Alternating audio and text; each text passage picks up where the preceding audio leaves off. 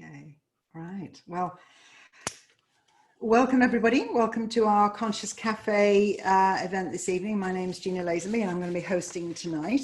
And we've got a lovely evening with Christa McKinnon. So hello, Christa, welcome.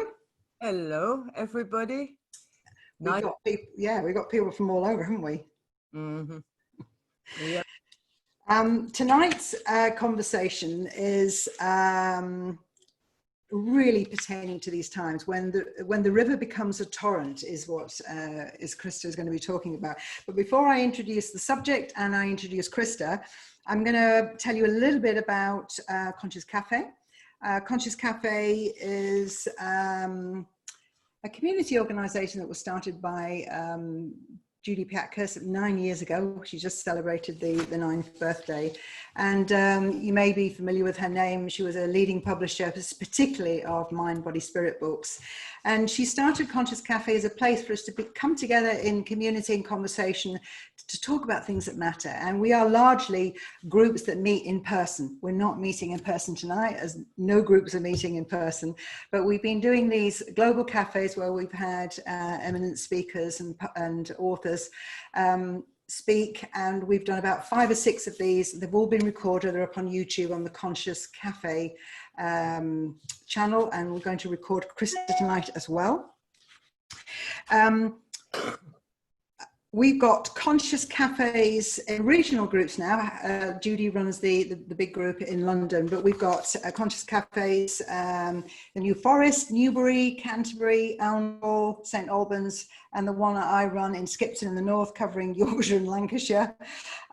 We also have groups overseas, France and Geneva, Singapore, and our latest one has opened in Rome, and I believe we're opening one in Vancouver. We've got, I think I'll do the talk about the future events we've got now, in case I forget later. We've got another one of these global cafes on the 20th of July with Isabel Lasada, and she has a book called The Joyful Environmentalist. I think she's launching it during this period. So she's launching it online. So she's going to be speaking to us then. The 29th of July, again in July, we've got Silvana Coloni, who's talking about are intelligent in conversations, so how we bring more intelligence to the dialogues that we have, and that's really going to be fascinating. On the 6th of August, on a date when the astrologer says it's perfect for this, we have leading astrologer Jessica Adams, a British woman who's now based in Hobart, Tasmania. She's going to be talking about what is happening now and give us some insights to the future, so that's another event we're really looking forward to. If you're not already part of a Conscious Cafe group, but you'd be interested, because we meet locally online in small communities, then do go to the Conscious Cafe website and find out about all the groups.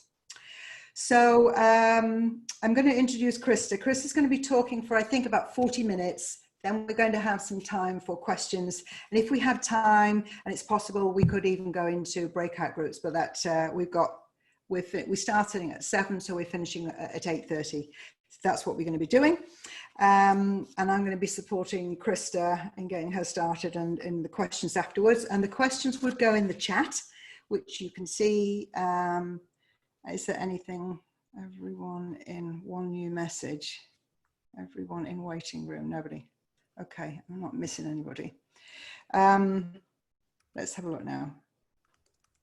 Yeah. Just make sure when you send a message, you send it to everyone and not one person, okay?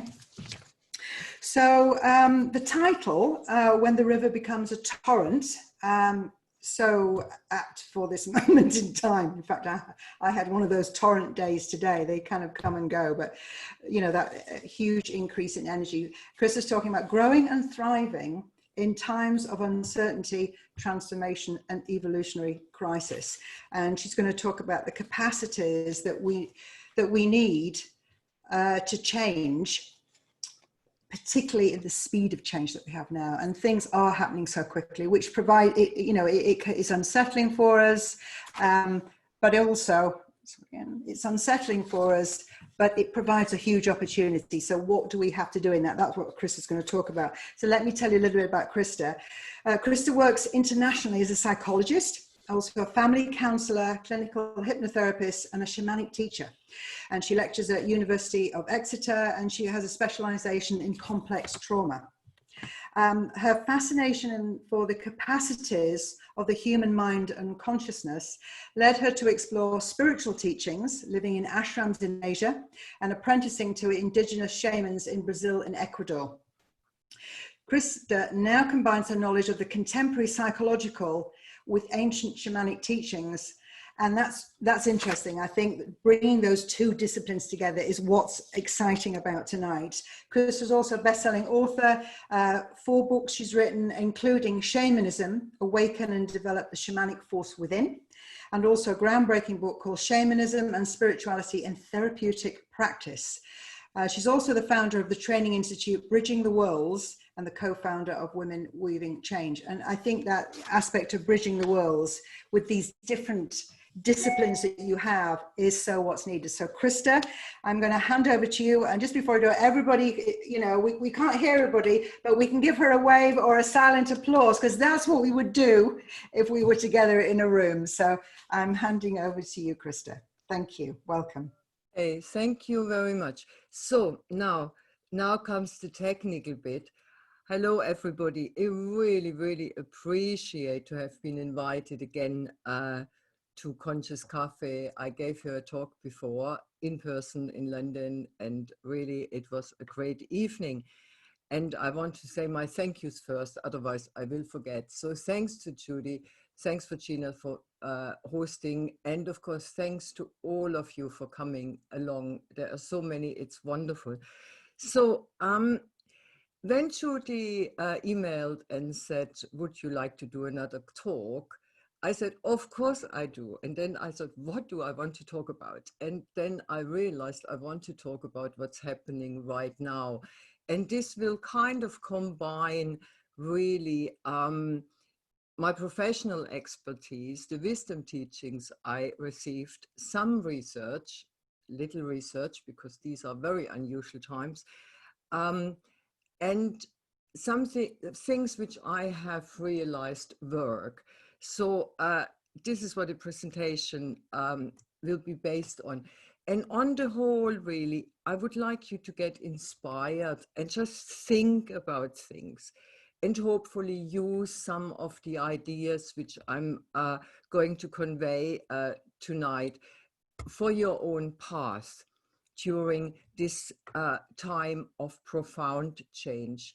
And to say that immediately before I bring the slideshow up, yes, I have a PowerPoint, to say that immediately, I personally believe that this will get much worse, that we haven't seen nothing yet, that we are in a time of absolute change, and this can go on for a while. So it's a good time to actually start thinking of how we want to walk that path. So let me see if I can get the slideshow up. So this will be a bit of a technical thing. So bear with me for a moment until I come back.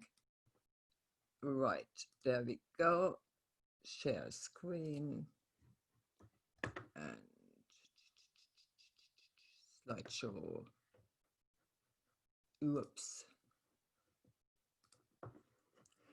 So theoretically, you should be able to see a slideshow now. Is this right? Can you see? Would you give us a wave, please, if you can see? Yes. Yes, Christa. I was muted, but I had my thumbs up. Yes, we can see it. We're fine. Wonderful. If anybody can't, just put it in the chat because you're muted. So what I'm going to talk about tonight, as Gina already said, is when the river becomes a torrent, thriving in times of evolutionary crisis, uncertainty, and transformation. And before I look at how we can actually, here comes my first upheaval, how we can actually thrive in such times, I want to look at 2 major issues which we experience right now. And one is the loss of homeostasis, and the second one is the questioning of our paradigm. Now, when we lose that balance, that homeostasis,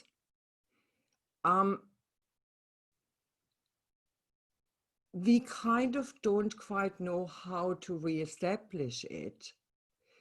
And when we lose that internal kind of balance, that state which is optimal for our functioning, we begin desperately to search for ways to get back to it. And at this moment in time, what we unfortunately seem to do is to try to get back to the old. So, but it's important to understand that we are out of balance internally, no matter if you actually experience anxiety or stress or depression or kind of excitement. All of us are not completely in balance. We can't be, mainly because we are in a crisis. The second point I want to make is that we are all or not all, but many question our paradigm at the moment. And the paradigm is basically a system of beliefs, ideas, values, viewpoints, perspectives, guiding principles, which define how we view the world and function within it. So, for example, our current paradigm is, of course, that humans are superior to other species, that the earth provides unlimited resources, that progress is measured by economic growth and well-being, and that capitalism and democracy are the best systems. This is at the moment the paradigm we all accept. But much has been happening during the last 10, 12 years that points towards a shift in paradigm. And the paradigm shift usually happens when too much happens that doesn't fit within the old any longer. So I just wanted to make that clear at the beginning, that being out of kilter at the moment is not something which can only be personalized. It is something which affects the whole society, which affects the collective as well as the individual. And it's important to keep that in mind, no matter what we go through in the near future, that we are not alone in this. So, Christa, somebody's asked for an increase in volume, so maybe, I don't know whether you can turn your microphone up? I don't think it will make much. If you're at maximum, then hopefully people can turn their speakers up. I can hear you okay, but I'm just feeding back that somebody said, could we have a bit louder? It's quiet for somebody else as well, so I don't know how I can, I can't do anything. See if that is better. Headphones help if you have them, is somebody suggesting. Yeah. Can anybody else hear me? Could you just message in case you can't hear me? I think people are hearing. I think they're asking for a volume increase. So if your microphone's at the peak, then just speak more strongly and we're fine. People will hear, but you know, that was alert for increase. So. Okay, I will take the microphone up a bit. So give me a moment. Okay. Okay, I could pause the video, but I'm not going to. Okay, maybe it's better. Let's see if that works better. It's louder for me. It's louder for me. So, okay. Okay, just speak as strongly as you can, Christa, and I think we're all fine.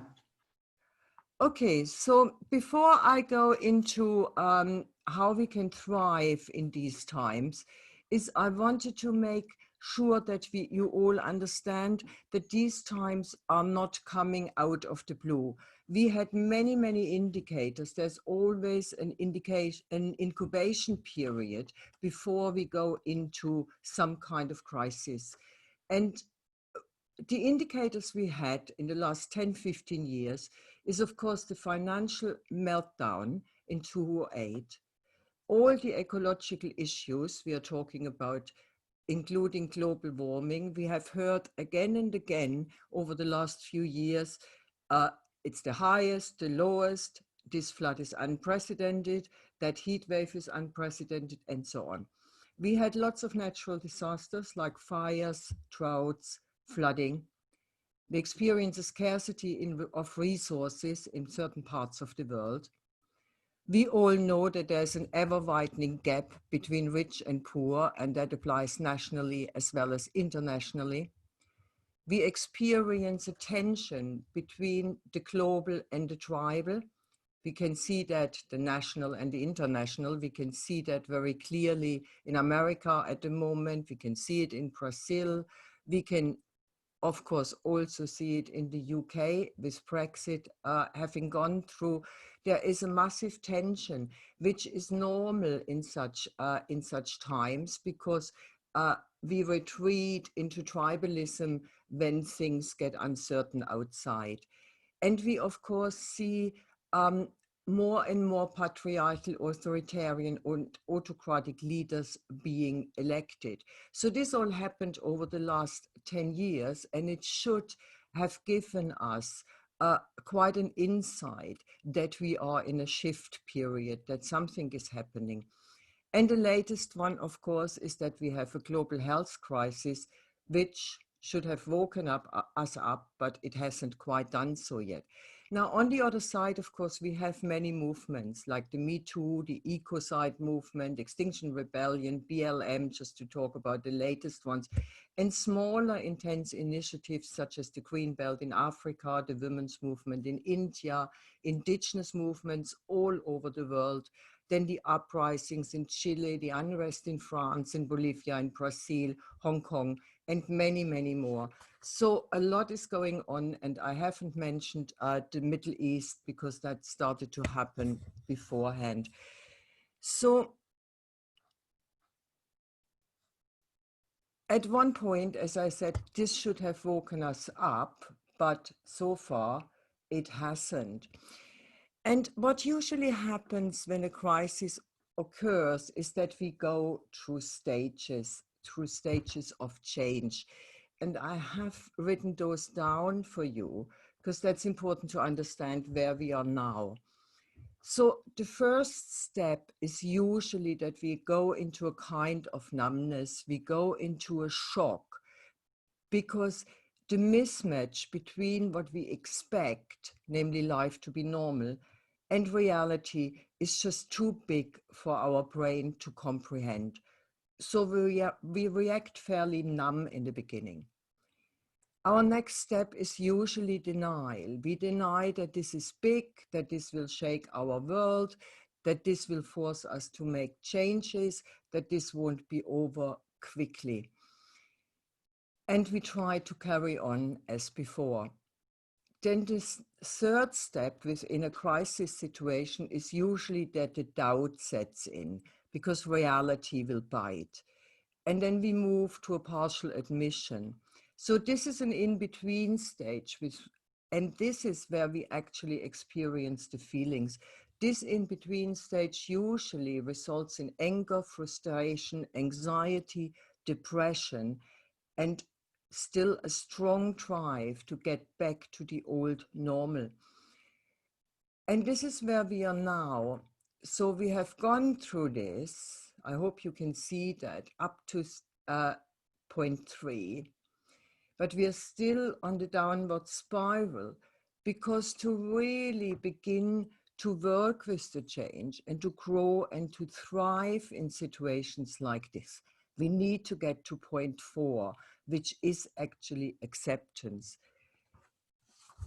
So, and before I begin to talk about acceptance and everything that brings with it, I want to read you a Hopi prophecy. Most of you might know that prophecy. It says this could be a good time. There is a river flowing very fast. It is so great and swift that there are those who will be afraid. They try to hold on to the shore. They feel that they are being torn apart and will suffer greatly. No, the river has its destination. The elders say we must let go of the shore, push off into the middle of the river, keep our eyes open and our heads above water. And as I said, this is really our first step to understand that this river is flowing very fast. And I want to now come and use that prophecy or that paragraph of the prophecy to look into growing and thriving and how we can actually walk a path of uncertainty and challenge.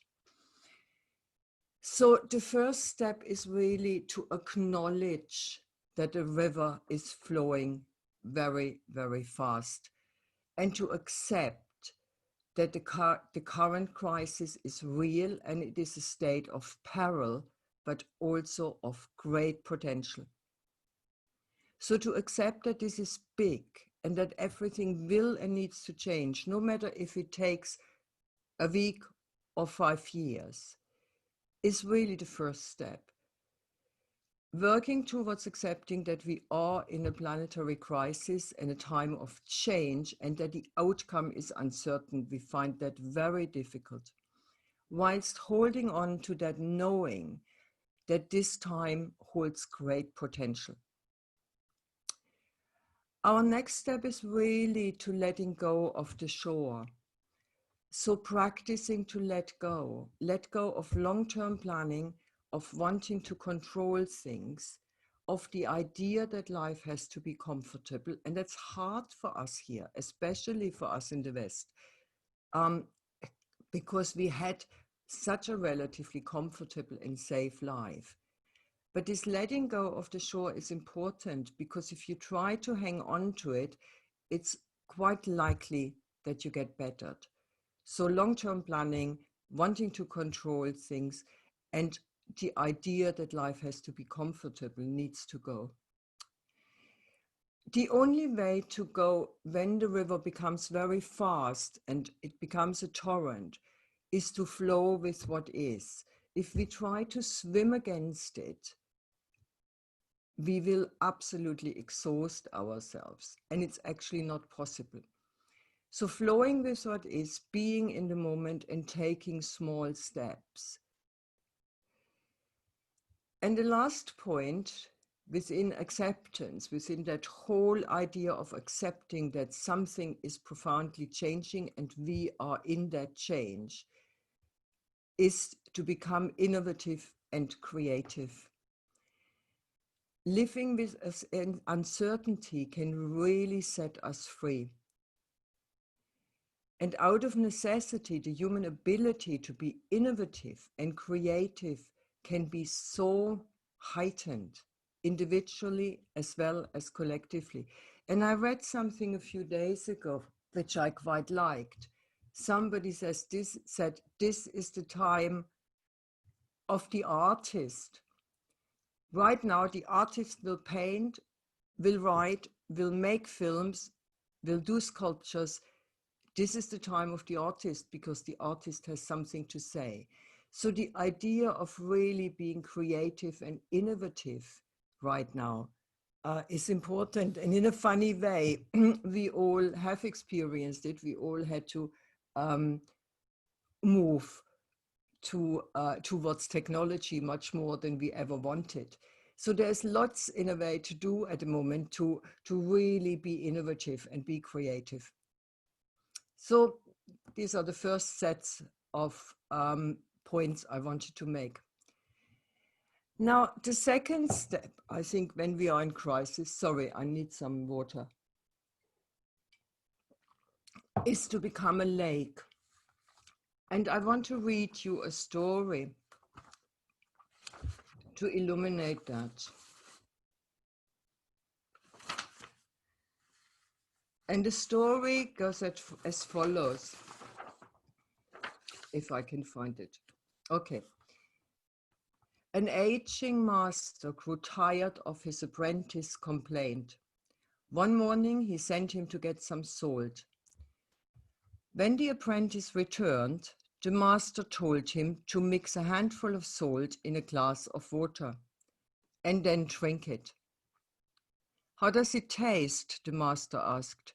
Bitter, said the apprentice. The master chuckled and then asked the young man to take the same handful of salt and put it in the lake.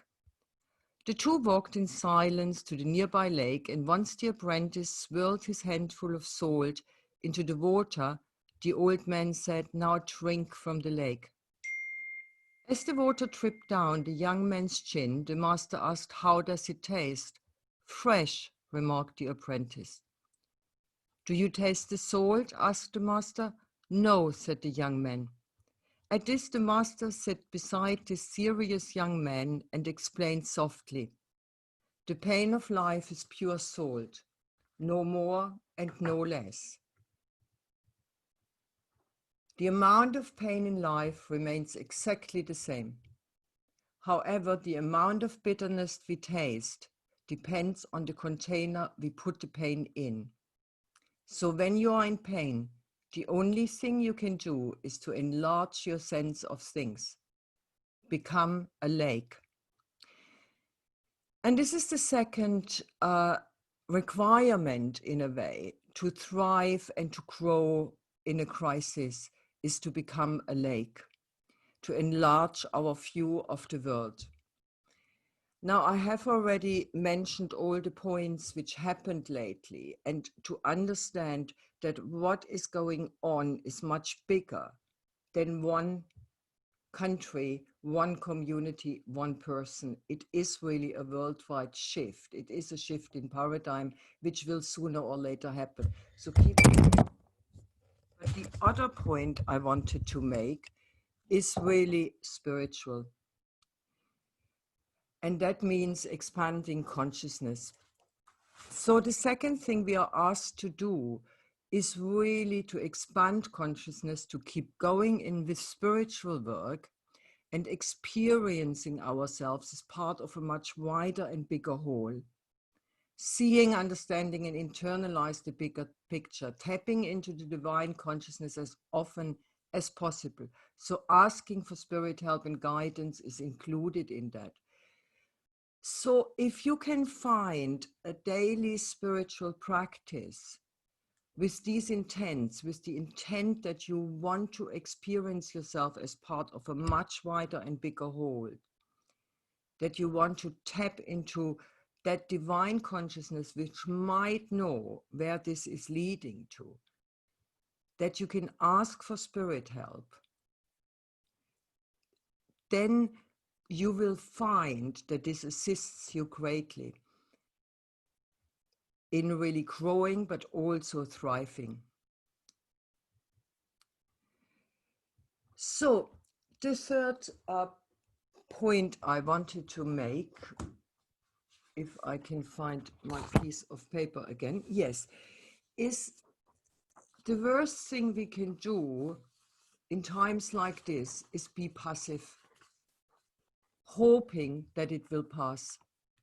The best thing we can do is to become active and to become an active change maker and a co-creator of the new. Andrew Harvey, who wrote that fantastic book about sacred activism, writes, "We are globally in a dark night of the soul. I know that this time is the excruciating birth canal of a new world. Prepare for the worst, but work tirelessly and joyfully," that's the important one, "for the best. The dark night is designed to focus us on what is necessary." And I want to stay with that for a moment, because it is one of the most vital steps we can take when we want to thrive in a time of crisis, is to become active. Now, why is that? Because it works on many levels. The more we actively contribute to the emerging new and resist the non-functioning old, the less depressed, anxious, and hopeless we will feel. Now, this is a simple nervous system response, and there are there is lots of research on the market. I know about the one in Gaza and a few others, that, for example, boys in Gaza who throw stones against Israeli tanks, as hopeless as this is, show less stress symptoms, less post-traumatic stress. Why? Because they can do something. The worst thing which we can do as humans is being helpless. This is one of our worst experiences. As long as we can do something, we can keep anxiety and depression at bay. So the first reason why activism works is that it contributes to our emotional well-being. Secondly, it gives us purpose. These are times when we need purpose. We need to be for something. We will need to work towards something. Thirdly, it turns us from victims and bystanders to co-creators. Victim mentality, we all know how incredibly emotionally painful it is. Bystander provokes, on the long run, in every decent human being, guilt feelings. Co-creators, no matter how big or how small our co-creation is, turns us into active beings, turns us into contributors. The fourth reason why we need to become active change makers and co-creators is that it ignites and enhances our creative thinking and doing. Not only when we do something active for change, generally speaking. If we fall into apathy, our creative thinking and doing and our creative abilities will fall asleep. So if we become active, we can enhance our creativity, our creative thinking, and our creative doing. And the last but not least point why we should become active change makers, or why this is a vital step towards thriving and growing in such time, is that it embeds us into a tribe, into something bigger than ourselves. Worldwide, also spiritually, there's a big active spiritual community, and on the level of community. So nationally, internationally, spiritually, and on community level, there are tribes which are composing themselves right now. And it is good because the time of the lone wolf is over, but I want to say something about this in a moment. Now, for me personally, it is sacred activism which is important, and I want to talk about this a bit. Now, this sounds like a pipe dream, but I believe that the paradigm shift which has to happen is a combination between the material and the spiritual. The spiritual needs to be enclosed in it somehow. And sacred activism honors that and takes that into account. And I want to quote Andrew Harvey 2 more times here. And he says, everyone whose eyes are open knows the world is in a crisis. As many of us as possible need to undergo a massive transformation of consciousness to find the sacred passion to act from this consciousness in every arena and on every level of reality.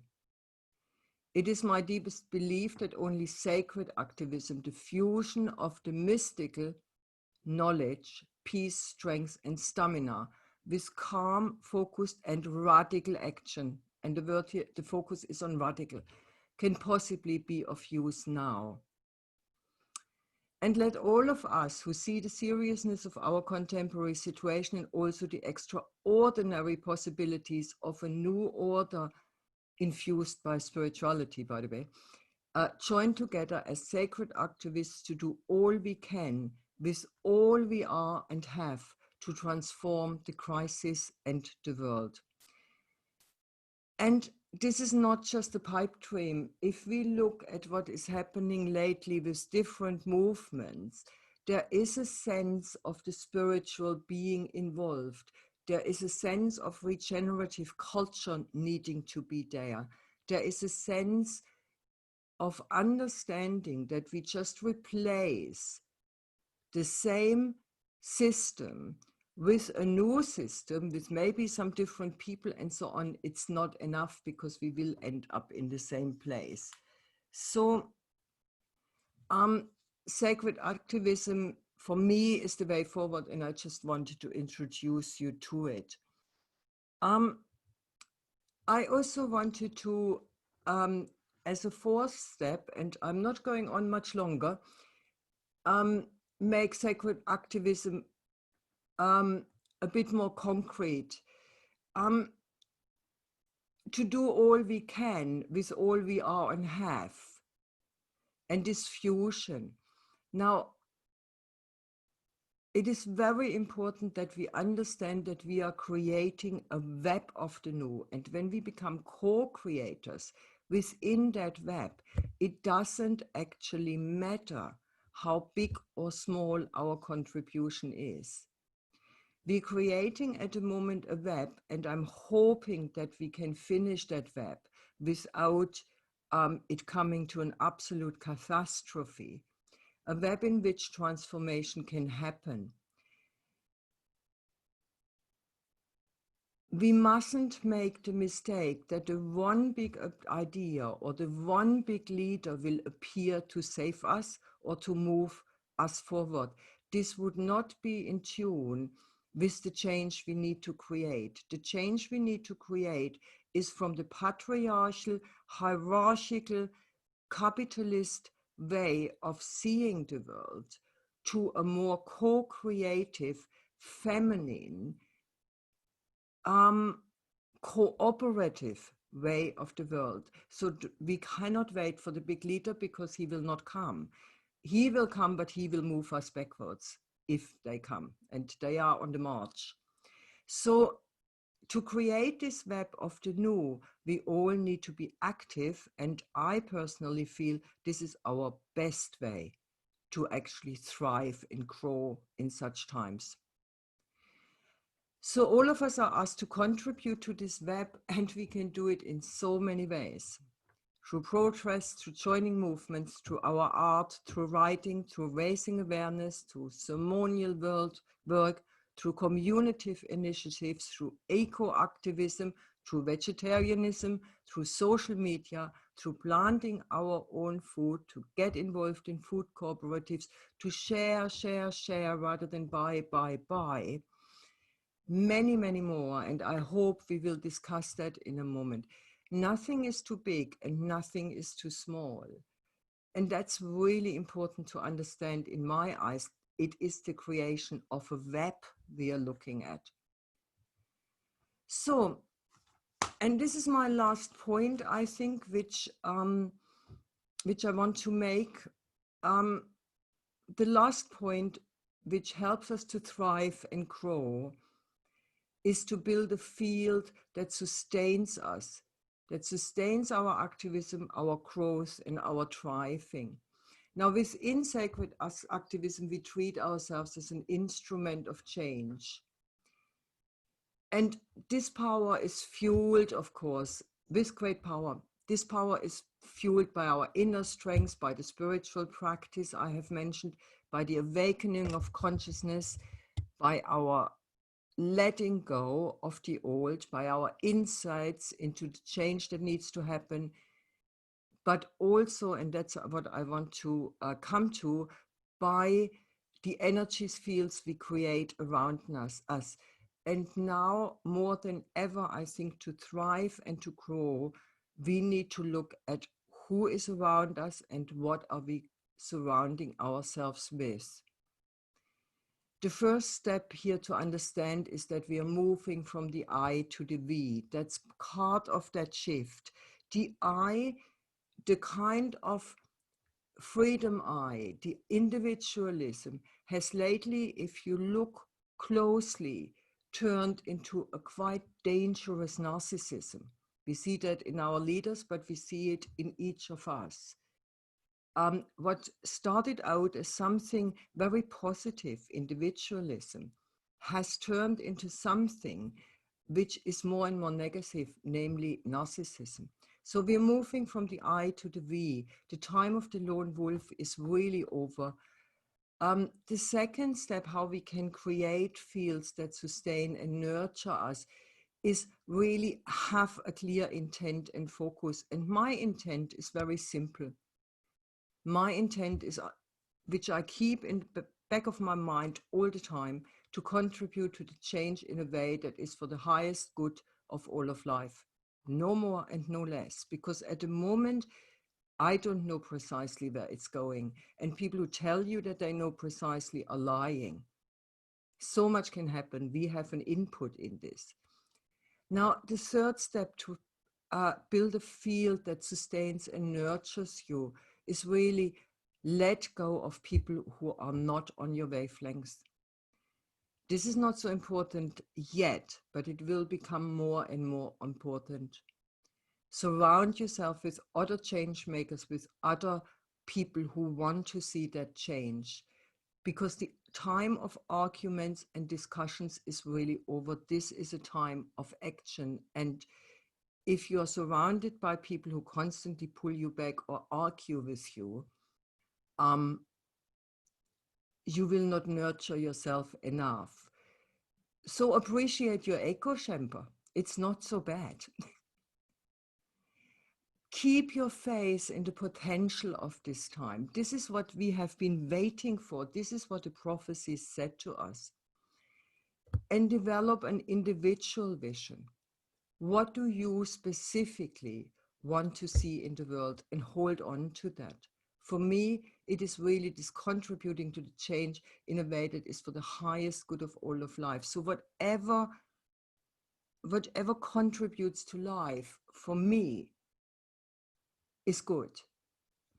I'm doing quite a few things. I'm active in the women's movement a bit. I support indigenous communities. Of course I do. I'm part of Extinction Rebellion. I was out in Chile in the riots, which was quite an experience. I run some Facebook groups. I write for Medium on the subject. And then I make some money out of it. So I run courses and workshops to strengthen people with shamanic tools, but I also do freebies. So I'm trying to find a balance. So I just wanted to mention this because it can be small. It's bits and pieces. You don't have to be out there. I was out there when I was 18, rioting against the Vietnam War. I cannot do that intensely anymore because I'm much too old for that. So find your own thing. Now, besides of building that field around you, it is really also important to keep that instrument that you are strong and tuned during times of crisis. And it's really spiritual practices which can do that. So grounding is important in nature if possible. Opening the heart practices. Ask for what you need. If I would be a Christian, I would say now pray, but that's what it is. Ask for what you need. Nourish your ecstatic self, dance, sing, go and party. Nourish your body and rest when needed. And cleanse yourself and your space often. Again, there's lots of negativity coming in, but I don't want to go into that any further. So this is what I had to say, and I hope you got the 4 points. So just to pull it together. So to grow and thrive, we need to accept and acknowledge fully that we are in a collective crisis, and that this crisis is a state of peril, but also of great potential. We need to understand that this could be a good time because it could lead to a shift in paradigm, to a long overdue change for the better of all of life on this planet. So letting go of the shore, adapting and flowing, and relinquishing our need for planning and control is important. Be innovative and creative. Become a lake. So expand consciousness, focus on the bigger picture and on spirit help. Keep both in mind and at heart. Don't get bogged under by daily life. Daily life will change, but it's important to keep the bigger picture in mind. Be active. So strive to become a change maker, contribute to the new and resist the old. You will turn from victim to co-creator, which will emotionally do us all a world of good. Practice sacred activism, work on both levels, this world and the spiritual. Build energy fields around that support you, sustain you, and help you to thrive and grow. And look after yourself. Keep the instrument strong and nourished. And remember, we are weaving a web of change. You're not alone, and you don't have to do it all by yourself, and you're still allowed to party. And I want to leave you with Clarissa Pinkola Estes, one of my favorite female writers. And she says, do not lose heart. We were made for these times. For years, we have been learning, practicing, been in training for, and just waiting to meet on this exact plane of engagement. So that's it from me. And I'm going to try. Did you want to stop your... Oh yeah, great. No, you put that up. You've got your contact details on there. Yes, but you will have that, won't you? Because you get a recording. Yeah, but then if anybody wants that now, they can see ChristaMacKinnon.com. They can see your email. They can see how you find your books. Before, yes, so you can screenshot of that if they want. But yes, they'll get it. Quick look at that. Yeah. And then click out. Yeah. And I can see there are questions. Let me just stop share. Yeah. The share. Yeah, that's fantastic. Oh, Christa, that was wonderful, and it feels like it's so timely that you're expressing these things. I think that what's been useful in what you've said is it's kind of putting a language and structure on what we feel, because we can vacillate to be feeling disempowered, and this is an opportunity. And, you know, just that simple idea of becoming a lake, you know, expanding the container, to enabling to cope, I think is very empowering. And again, that assertion to take care of yourself. Yeah. I mean, you know, yes, self-care is important. And yes, self-care is important in this time of low immunity, but it really is important to all levels. You know, that spiritual practice or a new spiritual practice or a deepening, that now more than ever to take that time for ourselves. And I think also, you know, when you talked about building that field, I actually think that's a lovely thing, an inspiring thing for those of us in conscious cafes, because they are communities where we come together because we want to talk about these things. We want to talk about them with people who, you know, want to share with us about how they feel about this, and maybe our families don't, maybe our friends don't. So, you know, conscious cafe communities and communities like this are really important to create that field around us. I know, appreciate, you know, my colleagues and friends that I've met through Conscious Cafe Skipton. It's important to me to have people where we can have these conversations. And I also think another empowering thing that I've always felt is nothing is too small. You know, when you have a meeting and there's only 8 of you there, it's the 8th who needed to show up. You know, it's the 43 of us who needed to be here today. It doesn't matter. It's the act of doing, it's the act of moving forward, isn't it? So I've certainly personally taken away some wonderful things to help me think. And as I say, what you said provides structure for, you know, for going forward. Actually, Andrew Harvey came and spoke in Yorkshire a year ago. I spent some time with him, and it was just wonderful to be reintroduced again to his ideas. And so, you know, not so much ahead of his time, but Yes, to come here, bless the area here where we have our conscious cafe actually, and see it as a what did you call it? A place of light, you know, one of these places of light, as we're all holding in ourselves, in our homes, in our communities. So let's just see if we have any questions coming up. Wonderful big picture thinking. We've got comments. Does anybody have a question? Because if you don't have questions, it's fine. You might all be stunned into silence and we can go into groups. Questions come up. It doesn't matter what it is. For example, I wanted to say one thing, and that might get somebody's back up. For example, I always hear this kind of the echo chamber. Oh, you're in your echo chamber, as so negatively. I have come to the conclusion right now, my echo chamber keeps me sane and safe. So it's quite important to understand that when we are going through shifts, this holding on to the old, even on such tiny levels, is not always the right idea, because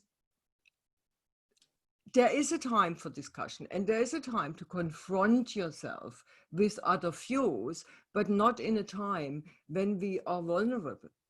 That's a time when you want people around you who strengthen you, actually. So that's just what I wanted to say. That's a great distinction. That is a great distinction. It really is. I mean, yes, be open and flexible, but you do need to be reinforced, don't you, and supported. Judy has a question here. I'm just going to look. Wonderful big picture. Hang on, it's moving. Wonderful big picture thinking and guidance helps to give us some clarity as we walk in uncertainty. What does Christa herself observe that people are finding particularly difficult to manage in this time? Okay, no, this is a very good question. And I tell you what, I spoke to Gina about it when we had a chat about the Zoom technicalities. And I said, of course, whatever I say and whatever else anybody says in this kind of forum applies to us here in the Western world. Yeah, and I wanted to make this clear. This is not about people somewhere who live in absolute poverty and need 18 hours a day to basically just get enough food on the table to feed their children. This is the people we need to bring with us. They won't create that change except through a massive uprising.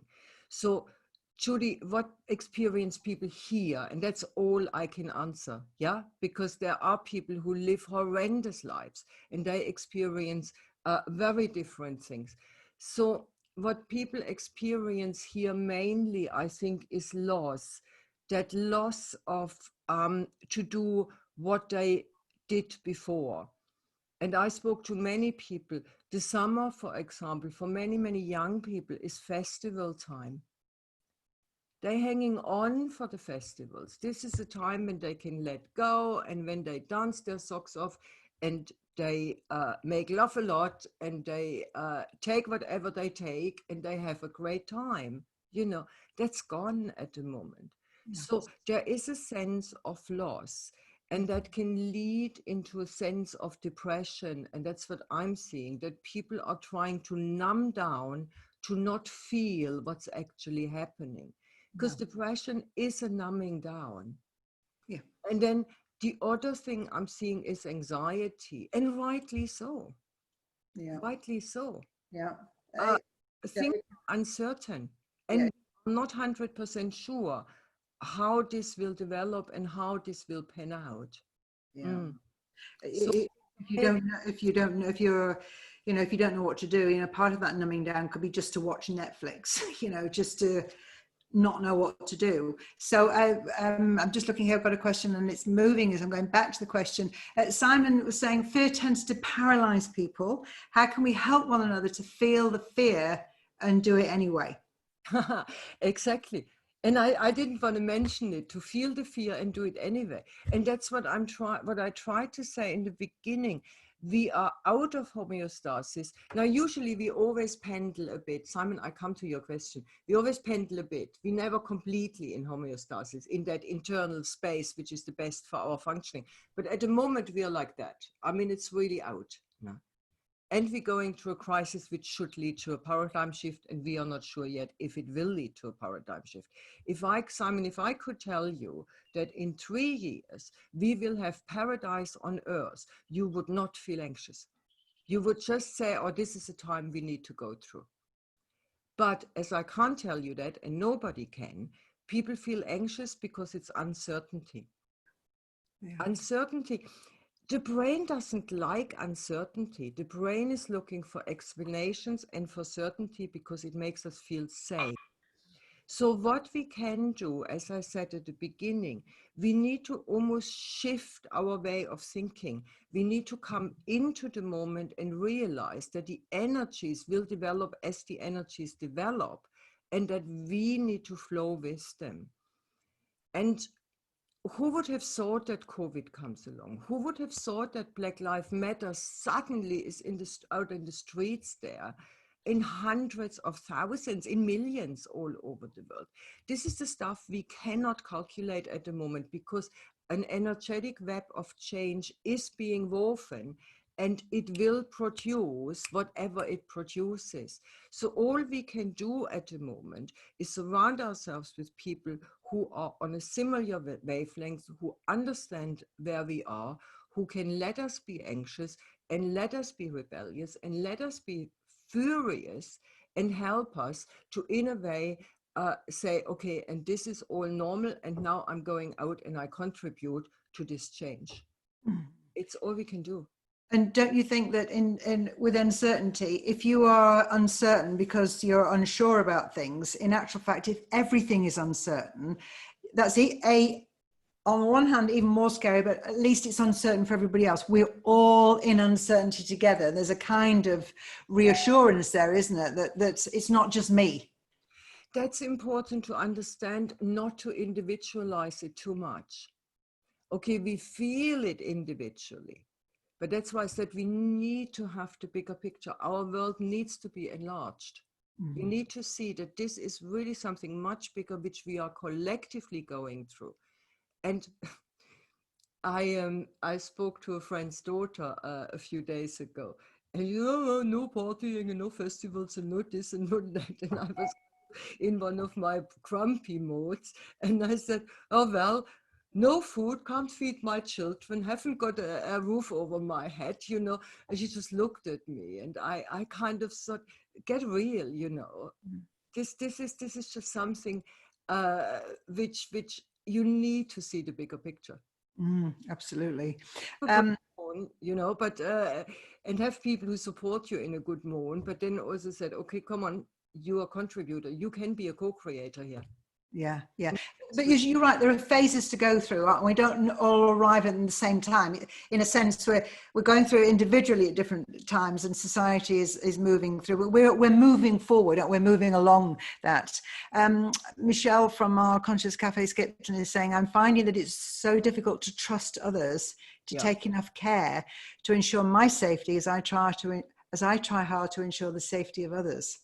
Yeah. I want to say something to that. I am getting quite wound up lately. And usually I'm a very calm person, but lately, well, no, not really. But lately I'm getting a bit wound up about this individualism, which is turning into narcissism. And I think this plays into that question. I don't feel completely safe anymore that I can trust my fellow human beings to have my best interest at heart. When I see how people think that their individual freedom is curtailed because they ask to wear a mask, I find it really difficult to swallow. Because it's fine with me, you have your individual freedom to infect yourself. That's fine, but don't endanger me. And I think that is something which comes within that whole concept of individualism turning into narcissism. And we have narcissistic leaders out there at the moment, hugely self-centered on me, myself, and I. And then we have the others as well. Look at what happened in New Zealand, beautiful. Yeah. So we have that tension, and the only thing you can do is to try to surround yourself with people you can trust. Yeah. Yeah.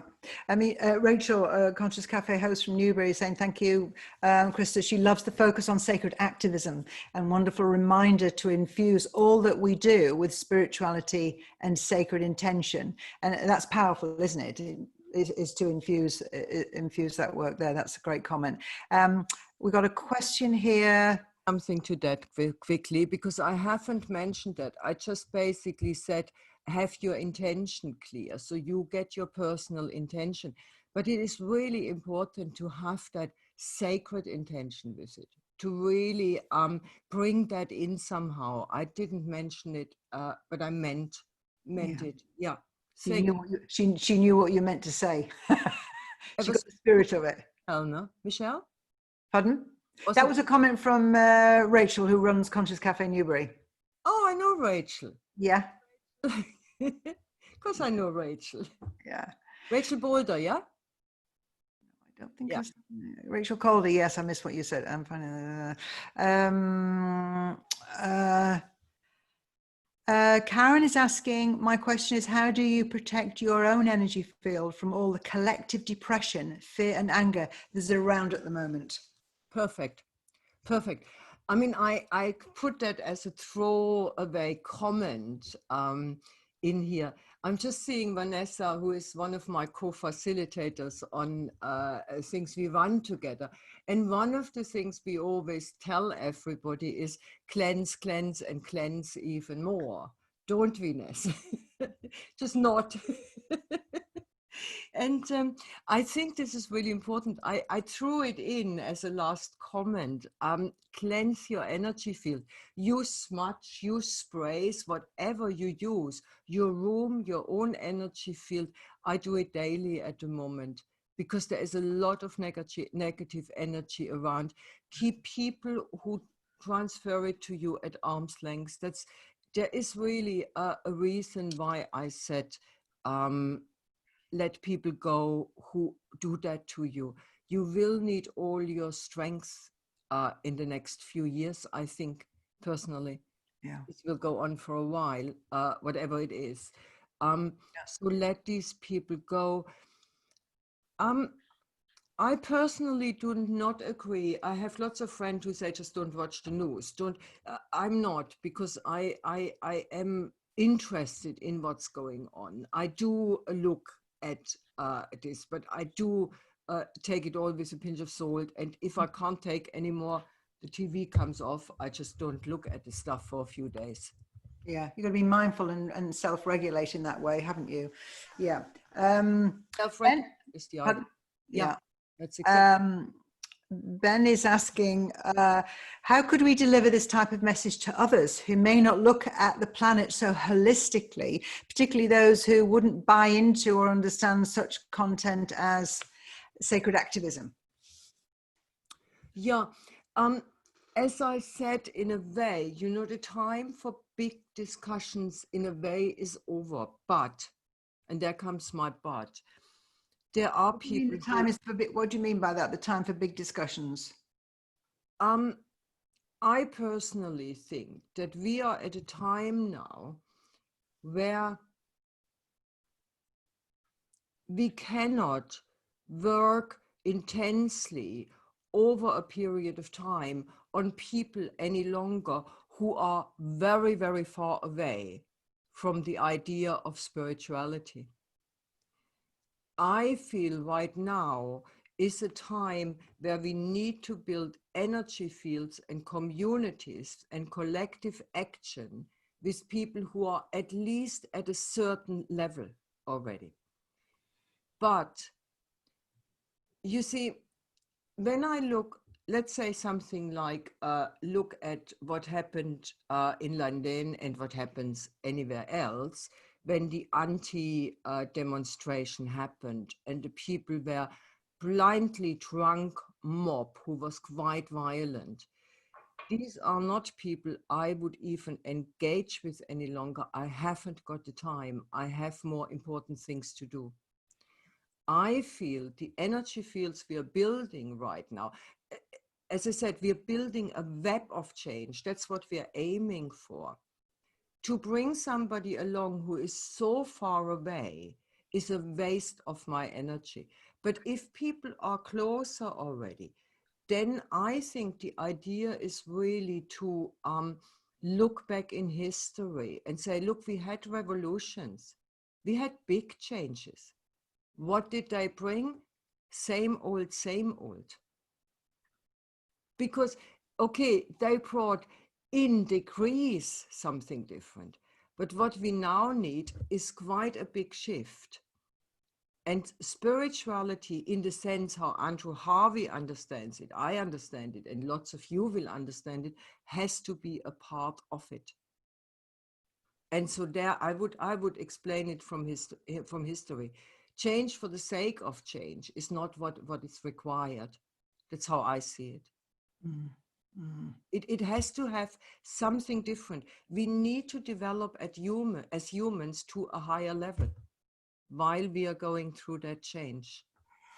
Mm. Come back with what you meant with the question. With Ben? Yeah, Ben.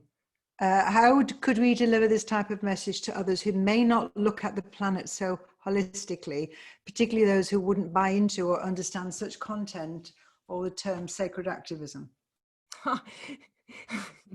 I think I have answered it from where I am right now. Somebody who is so far away from any kind of spirituality, because that is the sacred in the activism, and who thinks that we can just go out on the streets and riot, and that this will bring a system change how we want the system to change. That's an illusion. It will bring the same again, just in degrees different.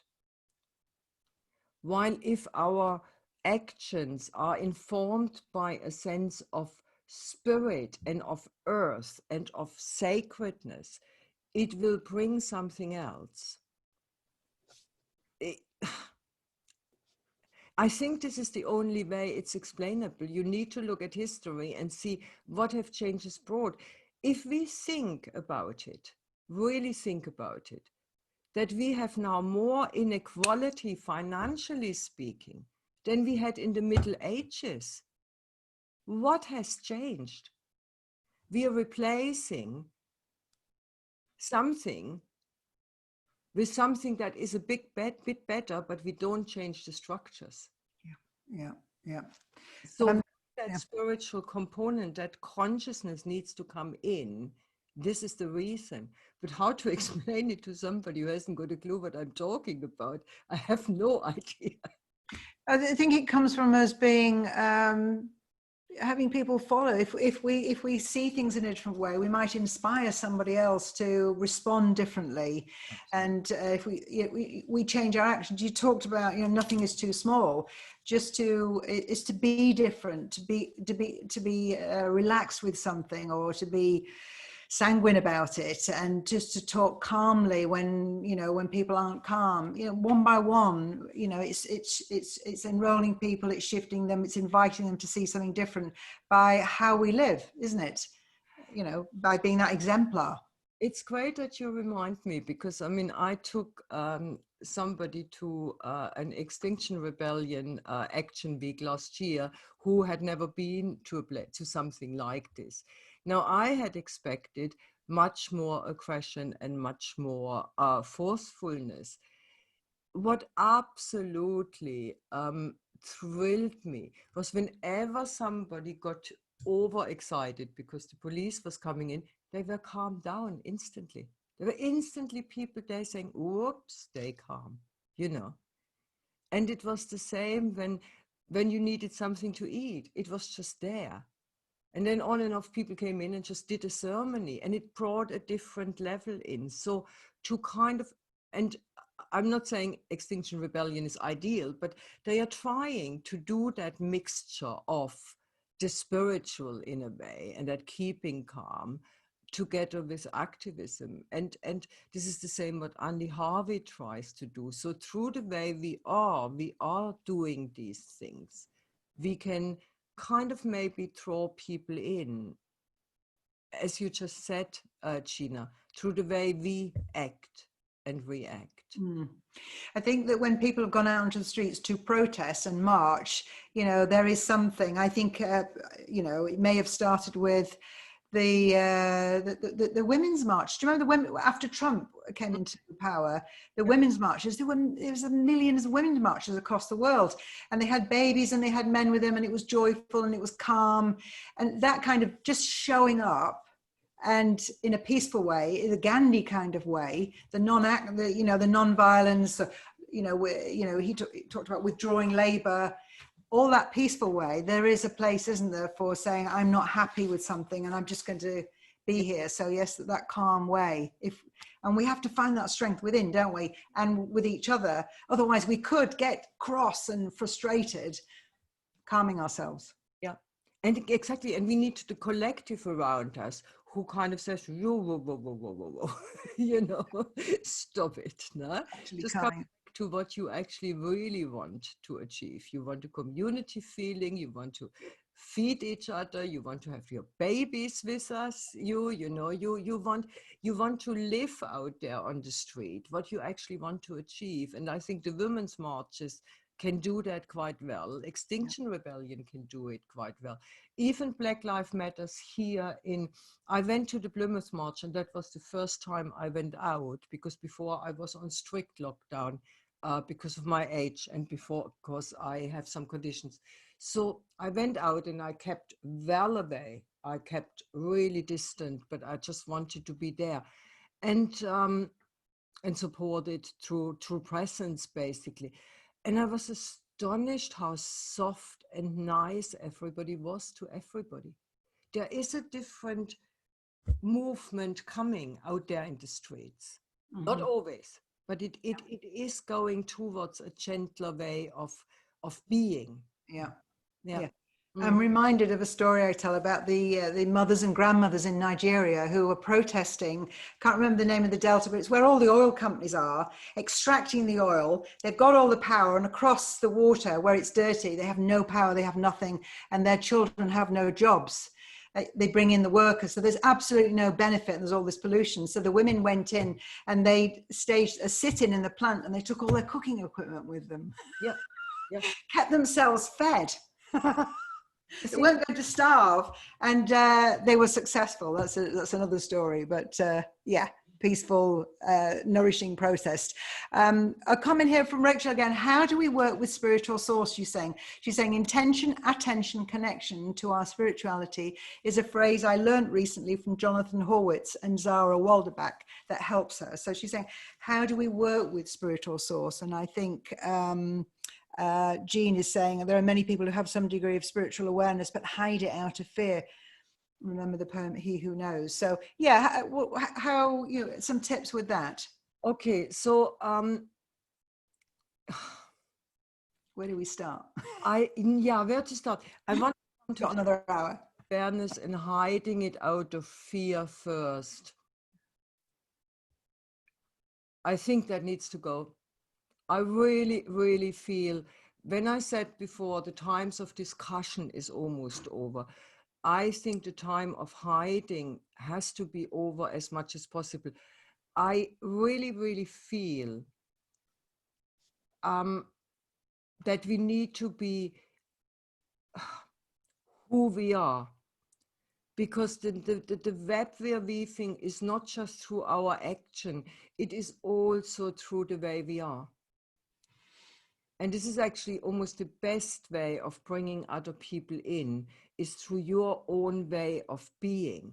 So if you have some spirituality, you don't have to, I'm not putting mine on the, the church bell and ring it through the village, but I'm trying to kind of be be that person who I am. And it's not always complete. You see, I had it the other way around. I was hiding my political side for a long time because, of course, the whole New Age and spiritual movement wouldn't accept it. So I feel now is really the time to become our whole people, our whole person.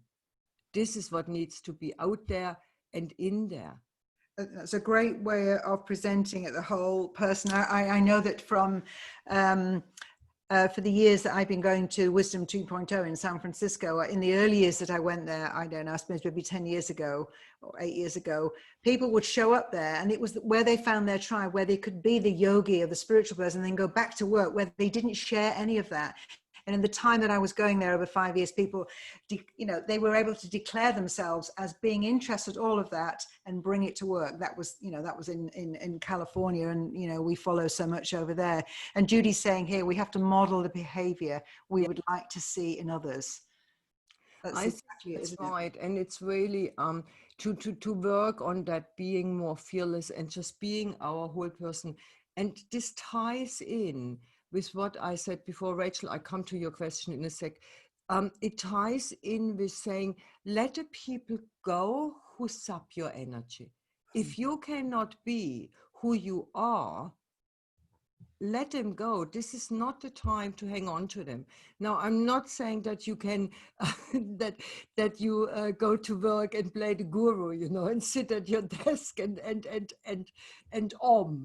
that's not what I'm saying. But don't hide that you are a spiritual person. That's more it. If the talk comes up, or if somebody mention it. Yes, it's small steps, but I mean, at the moment in our private life, definitely, if you still have to hide, if we still have to hide, we are not in the right place. Yes. We need to be what we are, because every bit we hide takes energy.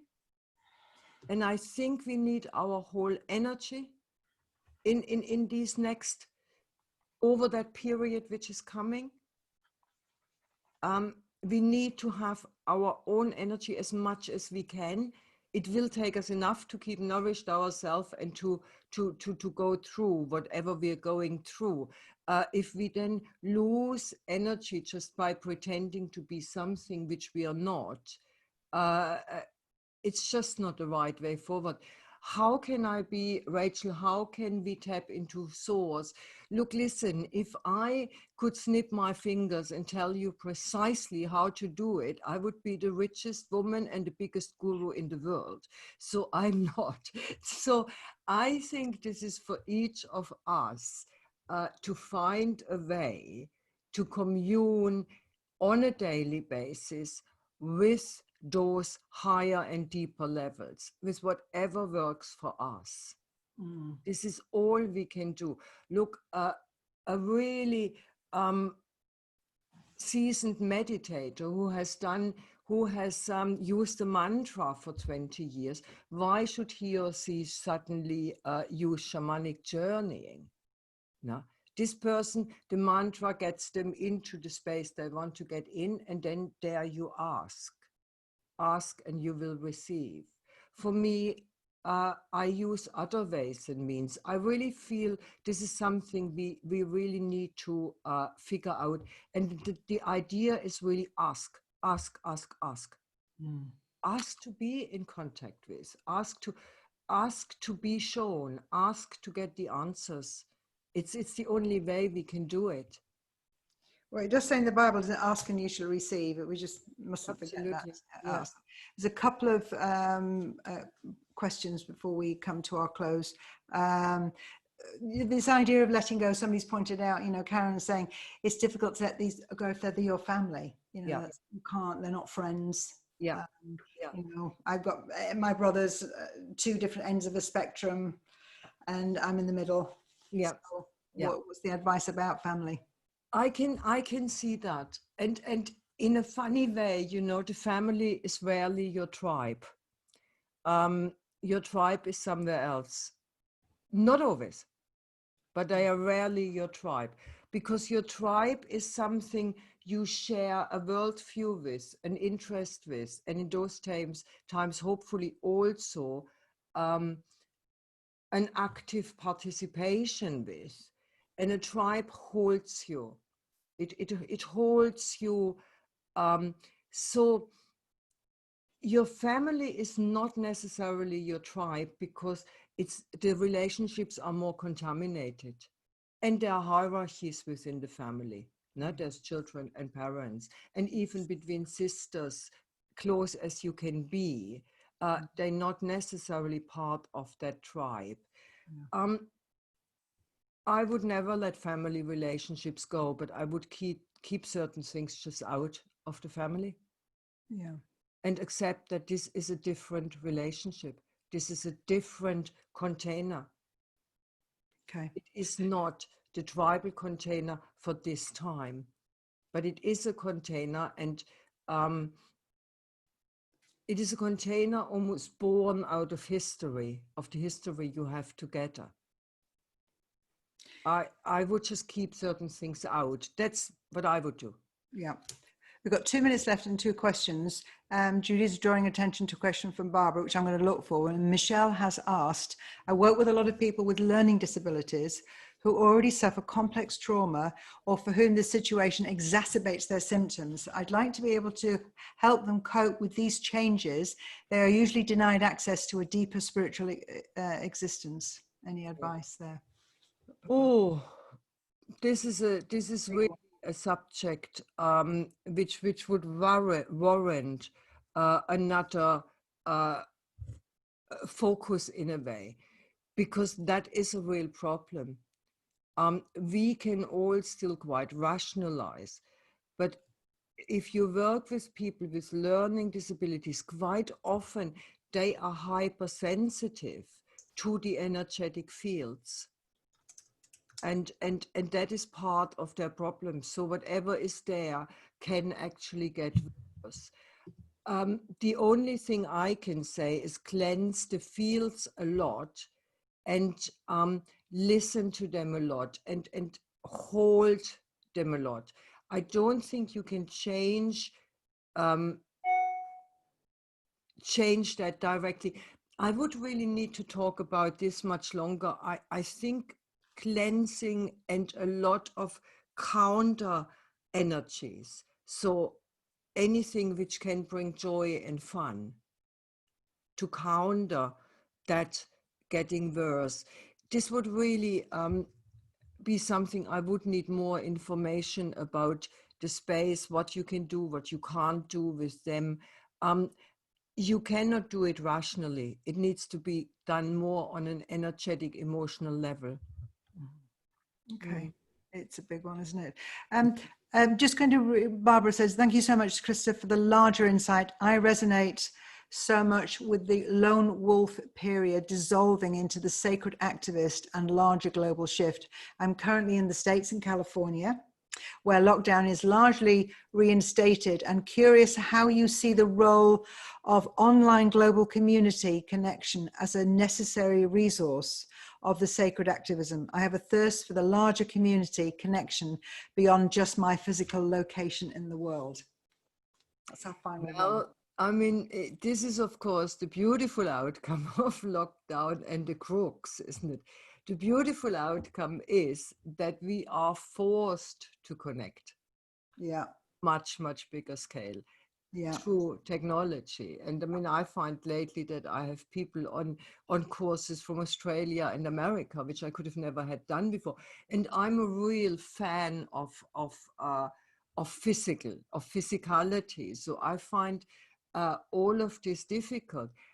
But I think the silver lining, you are so right, is really to connect on a much, much, much wider basis. No? And that is the beauty of it. So, hello, woman from California. I'm Barbara. glad you're here, Barbara. Well, you know, that's a good point to end on, because today, you know, very much in Conscious Cafe's conversations, and what we have benefited tonight is listening to your presentation, the thoughts you've presented, and the dialogue that we've had. We haven't had the opportunity to speak individually, but, you know, because we have Conscious Cafe communities, what you've said has given us perfect food for thought. These are the things that we can discuss in our small tribes. I mean, that's what Conscious Cafe is there. It provides that, you know, tribal container for us to talk about this. So there's many things that we can discuss. Doesn't matter that we didn't get the chance tonight, because we had the benefit of listening to you. And some of the things you presented on the PowerPoint, could you share that with us? Is there a PDF that we could have? Is that possible? Do you mind us having it? The how is different too, can we? No, I tell you what, yes, of course. Okay. Of course I can do that. Okay, so we'll do that. I can share that with people if you give that to me. Not quite with you. So everybody gets the recording, yeah? Yeah, they do. Okay, what I can do, if you wait a day or two before you send the recording out, when do you usually send it? No, I get the link immediately, and I give people the link so they can listen to it on the link for a short period of time. Everybody who's here on this call, we have that list. Then it gets put on YouTube, and in 1 or 2 weeks, it's then shared with the wider Conscious Cafe community later on YouTube. But I give people the access to the Zoom on the cloud.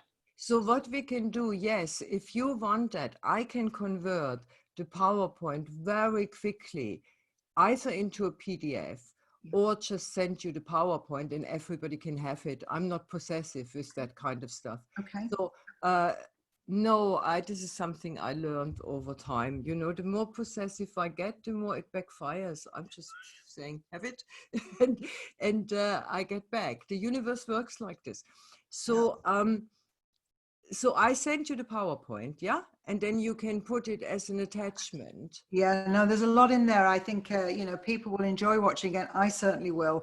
And some of the things you presented, are they in the book that you have, or is this material for a new book? Is this a new book? No. This is just, I just put that literally together for this talk, but there will be 2 more talks along this similar lines. So I will use that. No, it's not.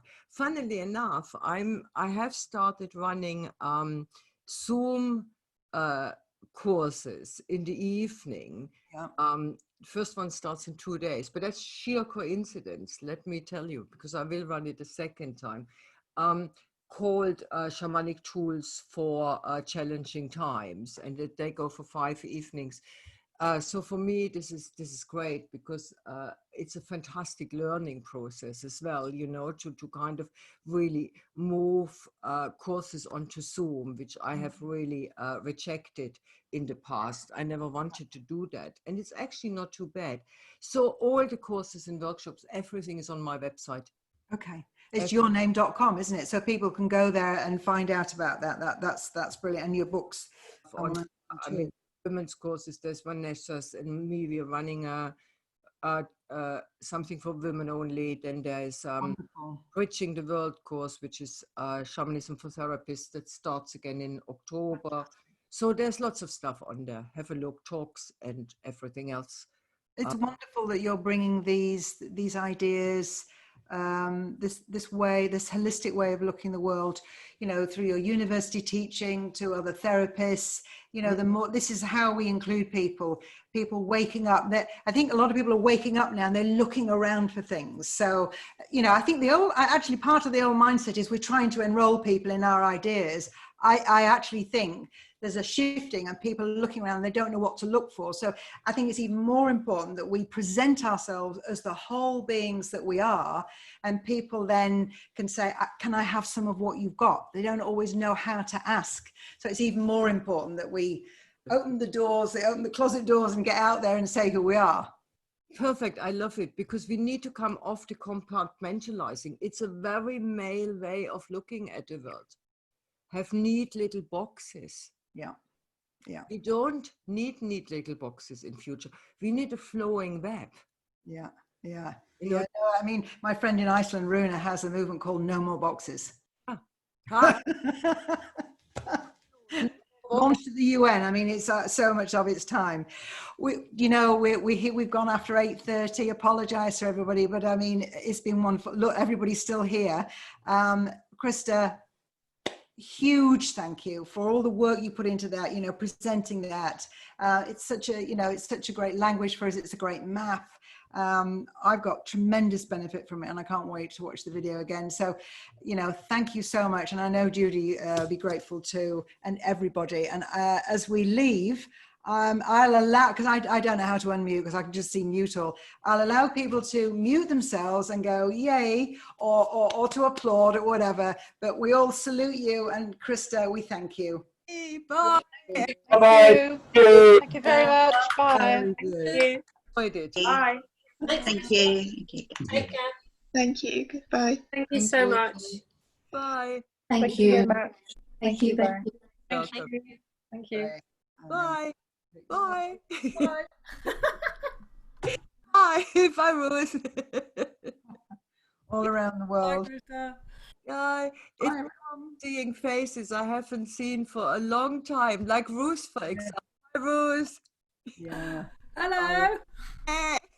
I'm seeing you on Thursday. Are you? Yeah. Oh, you are. You will see me on Thursday. Yeah. Hi, Rich. I look forward to it. Bye. Bye. Rich is still here. Rich is studying shamanism at the moment. Rich, have a chat with me one day. Okay, bye. Bye. Yeah. I'm leaving. You leave. Christa, that was wonderful. That was truly wonderful. Thank you so much. It was the medicine we needed, wasn't it, Judy? You gave everyone so much clarity about uncertainty. What a gift is that? Clarity about uncertainty. That's what you did. Maybe we should use that as a book title. Clarity about uncertainty. To you as a gift. Thanks for inviting me, Judy. Oh, thank you so much. I'm sure good things will happen because we have this wonderful recording of you giving so much to help everybody forward. Because we're all moving forward and we definitely need some help. I think